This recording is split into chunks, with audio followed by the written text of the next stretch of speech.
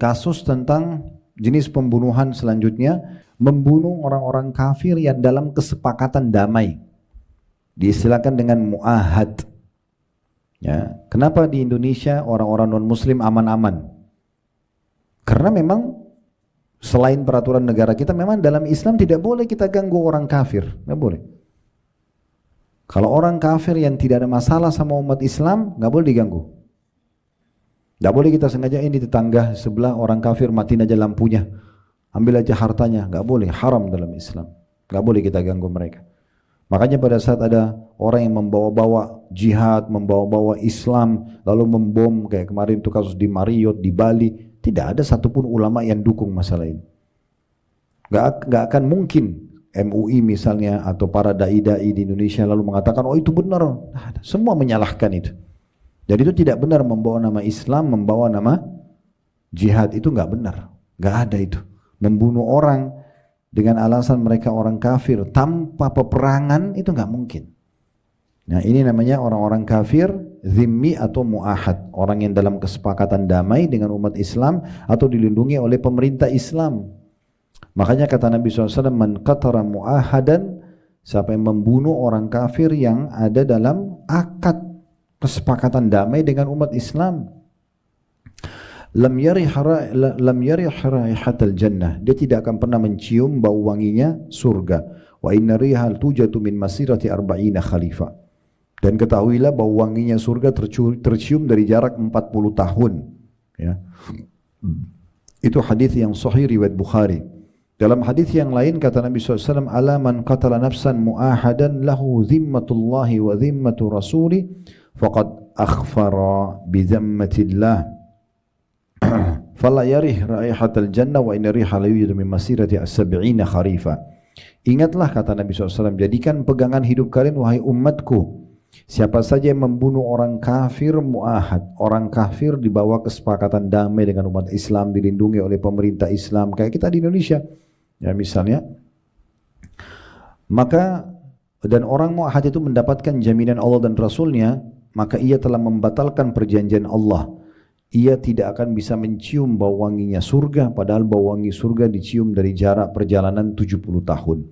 Hadis riwayat Tirmidzi. Ya. Kemudian juga kata Nabi SAW, man adza dhimmiyan kuntu lahu khasiman yaumal qiyamah, siapa yang menyakiti seorang zimmi, seorang kafir yang di bawah kesepakatan damai, ya tidak buat masalah dengan umat Islam, maka dia akan jadi musuhku hari kiamat.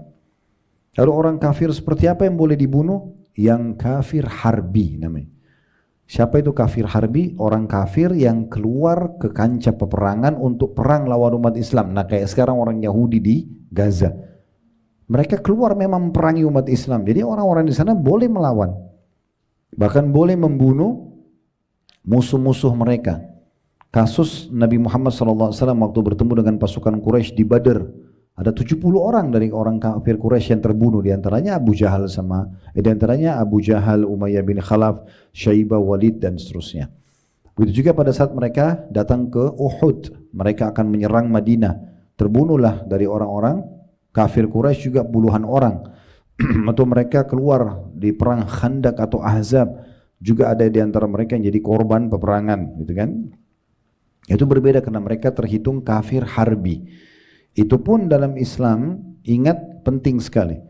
Di saat kita dibolehkan pun membunuh di kancah peperangan, Nabi SAW titip pesan. Tidak boleh bunuh anak-anak, tidak boleh bunuh wanita. Jadi yang Yahudi lakukan ini luar biasa tuh, pelanggaran yang luar biasa. Tidak boleh bunuh orang yang tua, orang yang menyerah. Ya, kalau dalam Islam dijadikan tawanan perang boleh, tapi kalau untuk dibunuh nggak boleh. Ya. Nggak boleh rusak fasilitas umum, nggak boleh bunuh hewan-hewan, nggak ada mutilasi dalam Islam. Tidak boleh membakar fisik. Kata Nabi SAW, jangan kalian membakar karena yang boleh membakar hanya pemilik api itu saja. Maksudnya Allah Subhanahu Wa Taala. Jadi nggak boleh. Jadi dalam Islam itu kita kalau berhadapan sama musuh, tusuk dia mati, selesai. Nggak boleh kita rusak-rusak badannya. Oh, ini orang kafir nih tadinya bakar Quran, udah saya corek mukanya, nggak boleh. Nggak ada mutilasi dalam Islam. Itu banyak riwayat yang menyebutkan para sahabat mengatakan kami dilarang oleh Nabi SAW untuk muslah. Muslah itu mutilasi. Waktu perang Uhud, kaum muslimin dimutilasi kan, Hamzah dipotong hidungnya, dibelah dadahnya, terus sahabat-sahabat Nabi. Tapi Nabi SAW tidak balas itu. Waktu beliau berhasil menaklukkan kota Mekah, dikumpulkan semua orang-orang Quraisy, tokoh-tokoh Quraisy, dan beliau berpegang dengan dua pintu Ka'bah. Lalu beliau mengatakan, kira-kira apa yang akan saya lakukan pada kalian? Maka kata orang-orang Quraisy, hai Muhammad, engkau adalah saudara kami, orang yang baik, kami kenal anda. Karena mereka tahu sekarang pasukan Nabi SAW masuk ke Mekah 10.000 orang dan sudah berhasil menaklukkan kota Mekah. Di masa itu kalau terjadi seperti ini bebas, Nabi mau bantai mereka bisa, dibunuh semuanya bisa, karena mereka tadinya memerangi Islam dan sekarang sudah dikuasai wilayah mereka. Maka mereka kaget waktu Nabi SAW mengatakan, sungguh ya, aku akan mengatakan seperti yang diucapkan oleh Nabi Allah Yusuf, ya, tidak ada balasan untuk kalian pada hari ini. Maka aku sudah memaafkan semua, sampai tidak ada tawanan perang pada saat itu, tidak ada harta rampasan perang, Nabi kembalikan pada orang-orang Quraisy semuanya. Maka karena ini akhirnya mereka banyak yang masuk Islam, ya, karena melihat kemuliaan Nabi Muhammad SAW. Jadi itu perlu difahami, ya. Kemudian yang terakhir adalah membunuh secara umum. Membunuh secara umum. Membunuh siapa saja, orang yang tidak kenal, kayak banyak orang yang iseng, ya. Biasa ada orang iseng suka membunuh-bunuh sembarangan. Ini semua ya tidak boleh dalam Islam. Baik, itu kurang lebih gambaran besarnya tentang masalah membunuh, ya, atau bunuh diri. Ini semua hal-hal yang tidak boleh. Sekarang kita masuk ke bahasan kita. Karena kita sedang bicara masalah taubat, apakah orang kalau sudah terlanjur pernah membunuh masih bisa taubat? Jawabannya bisa, ya. Jawabannya bisa. Cuman memang perlu Bapak Ibu ketahui, ada dosa-dosa yang dosa itu hanya hubungan kita sama Allah. Seperti kasus orang berzina misalnya, itu kan antara dia sama Tuhannya. Dia bertaubat, ya udah, gitu. Allah terima taubatnya. Atau dia tidak sholat, lalu dia taubat, ya sudah, sekarang tinggal dia perbaiki, karena itu hubungan sama Tuhannya langsung. Kalau dosa itu berhubungan dengan makhluk, makhluk ini berarti seperti orang perusakan citra misalnya, ya, kayak gunjing, fitnah, ya, mencaci maki, ini kan perusakan citra. Maka ini harus taubat kepada Allah. Taubat nasuha, karena itu dosa besar, sekaligus minta maaf kepada pemilik hak. Kalau pemilik hak itu memaafkan langsung, ya sudah, saya pernah menggunjing Anda, saya pernah fitnah Anda, tolong maafin saya. Ya sudah, saya sudah maafin, alhamdulillah, selesai. Tapi kalau dia kasih syarat misalnya, saya mau maafin tapi dengan syarat kamu harus perbaiki nama saya, maka kita harus ikuti syaratnya. Kalau tidak, maka dia akan tuntut nanti hari kiamat. Itu perusakan citra. Atau pengambilan benda, mencuri, ya, manipulasi data. Ini juga masuk dalam dosa yang berhubungan dengan makhluk, ya.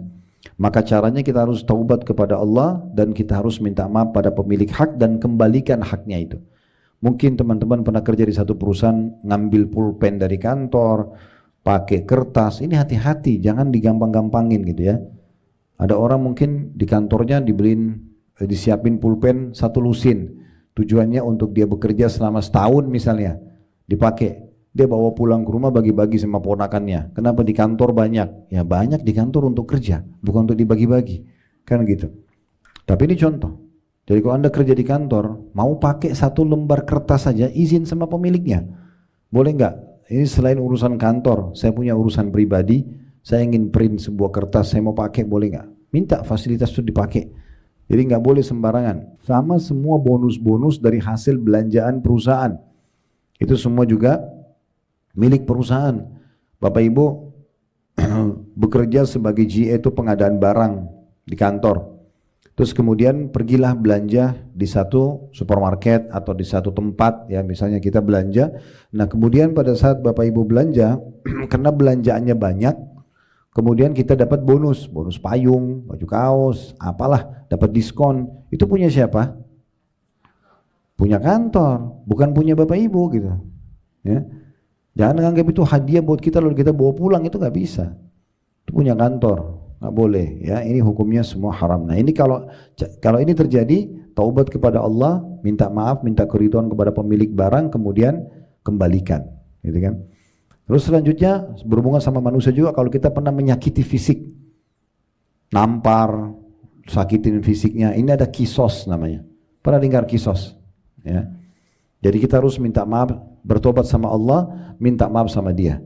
Kalau dia mau maafkan tapi dengan syarat dia juga menampar kita, kita kasih pipi kita. Itu namanya kisos. Kalau enggak nanti jadi masalah hari kiamat. Jadi makanya hati-hati kalau interaksi sama manusia.